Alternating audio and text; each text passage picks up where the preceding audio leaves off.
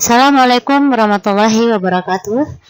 Hari ini kita akan membahas tentang analisis korelasional. Analisis korelasional ini digunakan untuk melihat hubungan dua buah variabel atau lebih. Jadi jika kita ingin mengetahui apakah ada hubungan antara dua buah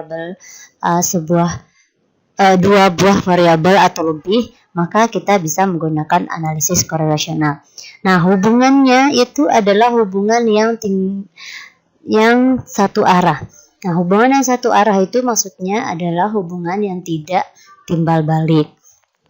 Nah, contoh dari hubungan yang satu arah atau hubungan yang tidak timbal balik itu, contohnya misalnya kita mau mencari hubungan antara tinggi badan dengan berat badan. Misalnya kita ingin mengetahui apakah ada hubungan antara tinggi badan dengan berat badan. Nah, jadi semakin tinggi badan menyebabkan berat badan bertambah. Nah, tetapi berat badannya bertambah belum tentu menyebabkan tinggi badannya bertambah pula. Nah, makanya itu yang disebut dengan hubungan yang tidak timbal balik. Nah, atau hubungannya hanya satu arah saja. Nah, untuk uji korelasional ini banyak yang bisa dilakukan. Namun hari ini kita hanya menggunakan analisis korelasional persen product moment, ya. Nah, untuk korelasi persen product moment ini, salah satu syarat yang harus dilakukan sebelum melakukan analisis korelasional korelasi persen product moment ini adalah data yang akan kita lakukan, yang akan kita uji hubungannya atau kita uji korelasinya harus berdistribusi normal. Nah, jadi kita uji dulu normalitasnya. Kalau seandainya setelah terdistribusi normal, maka bisa kita lakukan analisis korelasionalnya. Oke, lanjut saja pada langkah-langkahnya. Ini adalah langkah-langkah dari analisis korelasional persen product moment. Yang pertama adalah tabel penolong R. Di sini ada X, Y, ini adalah variabel X, ini adalah variabel Y, karena tadi ada dua variabel. Di sini ada dua variabel yang akan kita uji hubungannya. Nah, lalu nanti kita kuadratkan X-nya, lalu kita kuadratkan Y-nya, lalu kita kalikan antara X dengan Y. Nanti kita cari sigmanya masing-masing.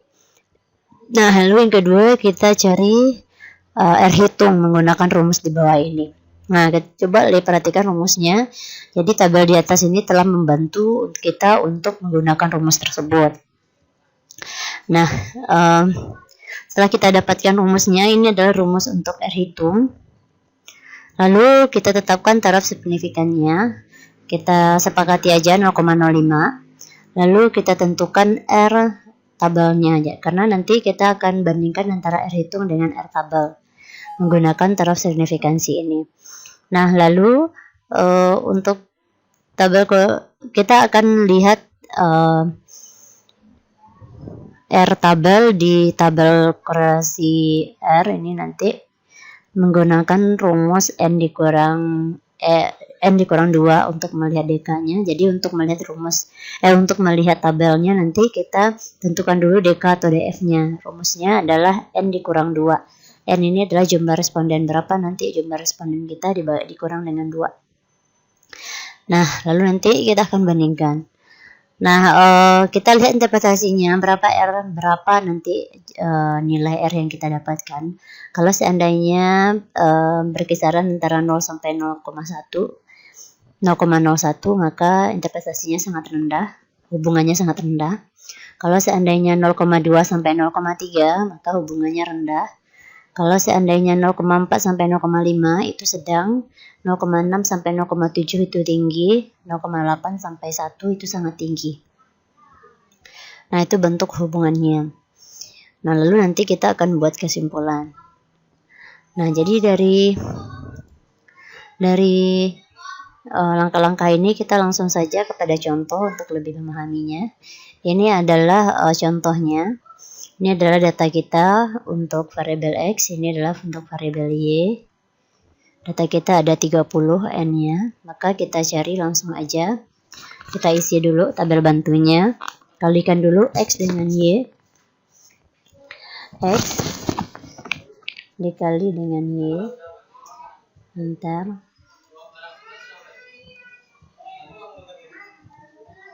Lalu ini X kuadrat. X pangkat 2.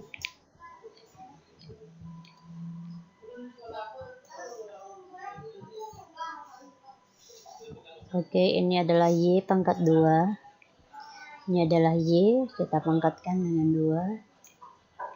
Kita enter, tinggal tarik aja. Udah, kita dapatkan XY, X kuadrat dan Y kuadrat. Lalu kita tinggal cari jumlahnya atau sigmanya. Sum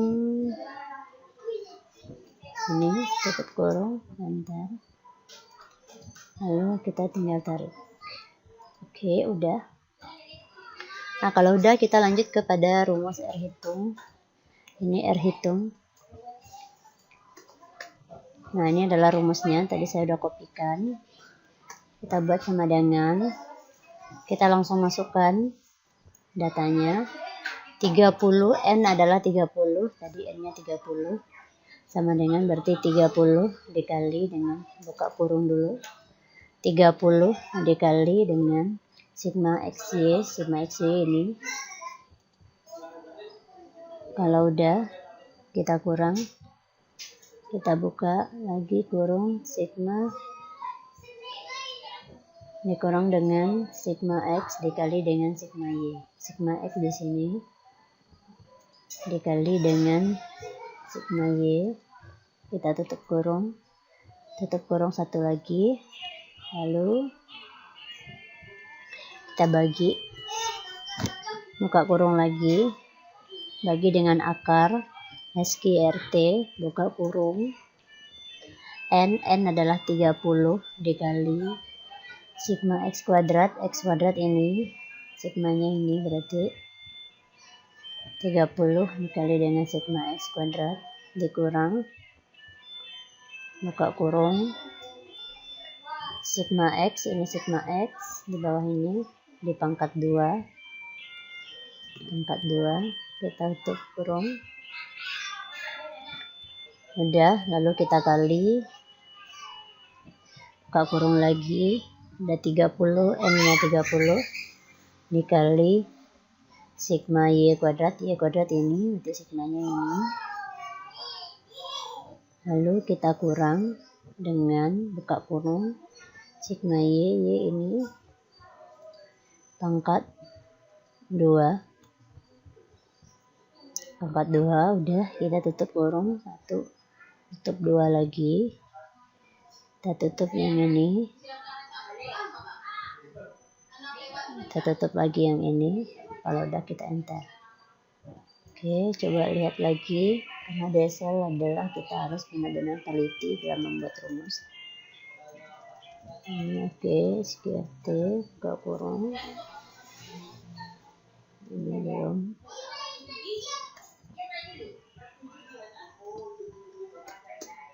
Oh, kebanyakan mungkin belakangnya. Coba kita lihat lagi. 30 ini kurang tutupnya belum ada. Ini dengan ini.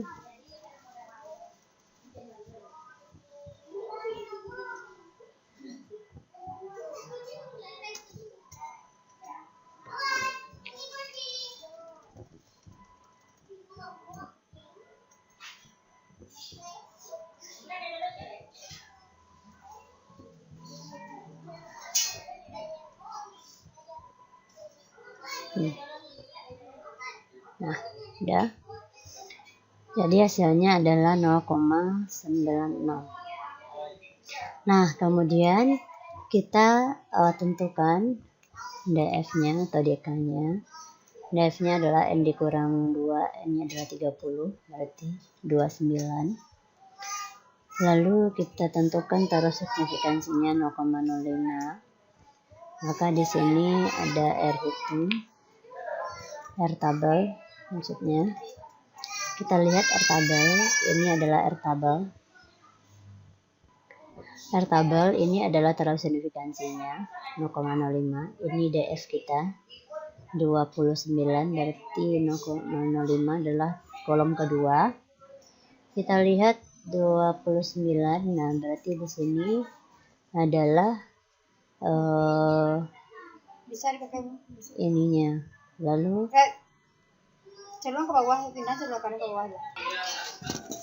Nah, ini adalah R tabelnya 0,3610. Ini dia 0,3610. Nah, kalau udah kita bandingkan R hitung dengan R tabel. Setelah kita bandingkan, kita lihat bahwasanya R hitung 0,9, R tabel 0,3. Berarti R hitung besar dari R tabel. Artinya adalah terdapat hubungan antara variabel X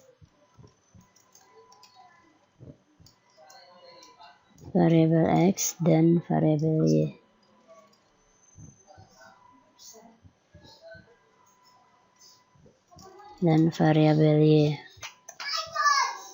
Nah, lalu untuk ininya, untuk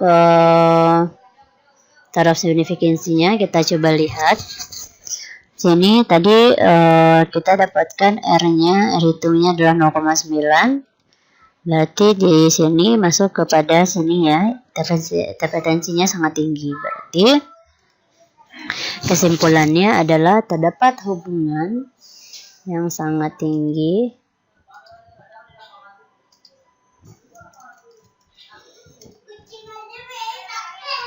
antara variabel X dan variabel Y. Nah, itu caranya untuk kita menggunakan rumus produk moment. Nah, untuk tadi kita coba ke yang tadi untuk menghitung R hitung. Sebenarnya di Excel pun juga sudah ada rumusnya untuk produk moment ini. Ini adalah kita menggunakan rumus. Kalau misalnya kita menggunakan rumus manual ya. Kalau kita menggunakan rumus Excel juga sudah menyediakan. Di sini R hitung, coba kita bandingkan sama atau tidak. Sama dengan ambil di sini statistical.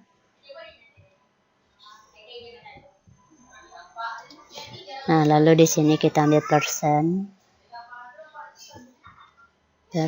ini dia, udah oke. Nah, array 1 kita isi dulu datanya, data X. Array 2 kita masukkan ini. Nah, kalau udah kita oke kan, maka hasilnya adalah 0,963. Nah, jadi sama ya. Ketika kita menggunakan rumus ini dengan kita langsung menggunakan rumus yang sudah tersedia pada Excel. Jadi nanti kamu bisa menggunakan salah satu dari ini. Kalau secara manual, lebih manualnya lagi, kamu bisa hitung seperti ini. Atau mungkin menggunakan rumus dari Excel, tinggal masukin datanya aja ya, variabel X dan variabel Y-nya aja. Nah, itu saja pembahasan hari ini terkait dengan analisis korelasi menggunakan persen produk moment. Saya tutup. Assalamualaikum warahmatullahi wabarakatuh.